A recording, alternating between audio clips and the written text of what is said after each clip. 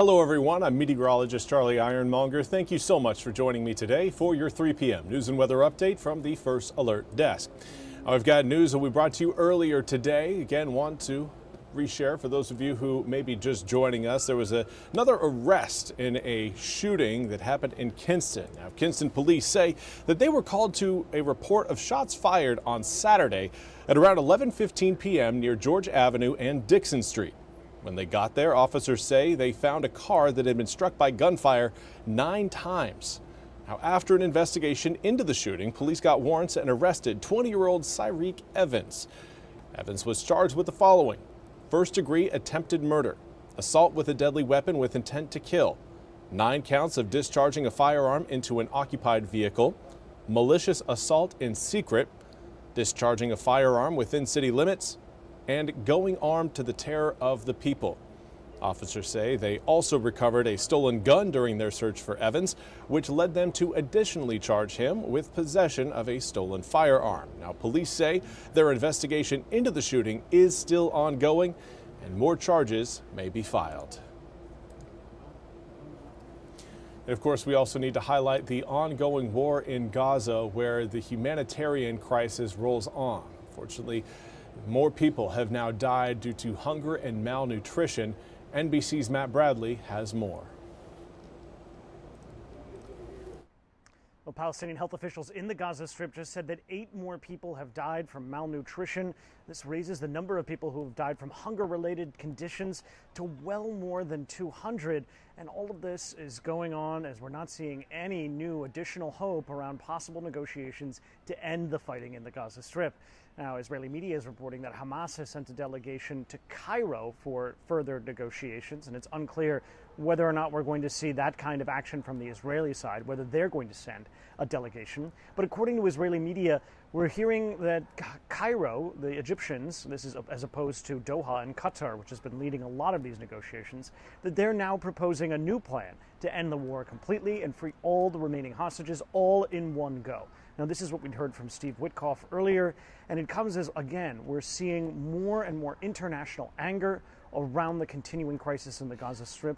More European nations have signed on to a new statement saying that they're not going to tolerate any more images of starvation and that they want to see Israel do something about this situation. Now, it's been several weeks since the Israelis started allowing in airdrops and truckloads of goods into the Gaza Strip, but still, health authorities are worrying and warning there will be more deaths to come if the situation persists. Matt Bradley, NBC News, Tel Aviv. Thank you very much, Matt, for that report. We now want to turn to your weather forecast, where again today we have seen gray skies, cloud cover, all due to a low pressure system that's really kept us in what is considered the warm sector of a frontal system. Now, what that means is we're going to be seeing higher humidity, higher heat, more cloud cover, an unstable atmosphere that will result in, again, a little bit more rain. So let's take a look at what we're seeing outside right now. The good news for eastern North Carolina is that a lot of the rain that has moved into the region so far today has massively weakened once it moved over I-95. So we're not really looking at the same sort of heavy rain showers and thunderstorms that we were faced with yesterday. There is rain coming down, but at this point, the threat of any sort of flash flooding isn't in the cards for us here in eastern North Carolina. Unless we are to see, again, something shift in a very dramatic way. Things are just looking, again, like your run-of-the-mill, just showers, nothing to really worry about. Yeah, if you're very opposed to getting wet, getting hit with some raindrops, you may want to grab an umbrella on your way out the door. But again, so far today, a lot of the showers have been fairly light. We've been tracking them as they move over the northern Outer Banks.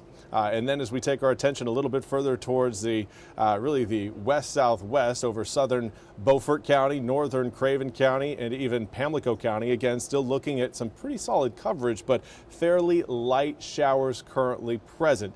The heavier showers that were present along and north of Highway 264, even those are starting to fade as they approach the Albemarle Sound. So for now, again, things are damp, but certainly not really stormy.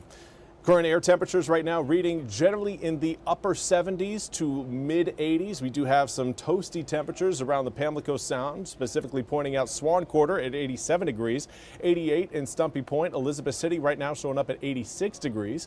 Oriental's at 85. We've got 84 through Beaufort as well as Edenton, and then 83 along the Outer Banks in Hatteras as well as Mania. Now Ethan Tyson wants storm. I'm assuming, Ethan, what you're referring to is, of course, our latest track on Erin. We'll get to that coming up here shortly, but do want to again highlight what we're going to be seeing in the immediate term before we start to go a little bit deeper into the forecast period. And right now, we've got dew points, a measure of the amount of moisture in the air, really resembling a very August-like feel. So while our air temperatures are below average, our humidity isn't. It is not. It is still quite high, and a lot of that has to do with the shift in winds. Seeing more of a west-southwesterly breeze across the east right now, fairly light, but the direction is important as that will keep that humidity present across the east as we head through the rest of today into tomorrow.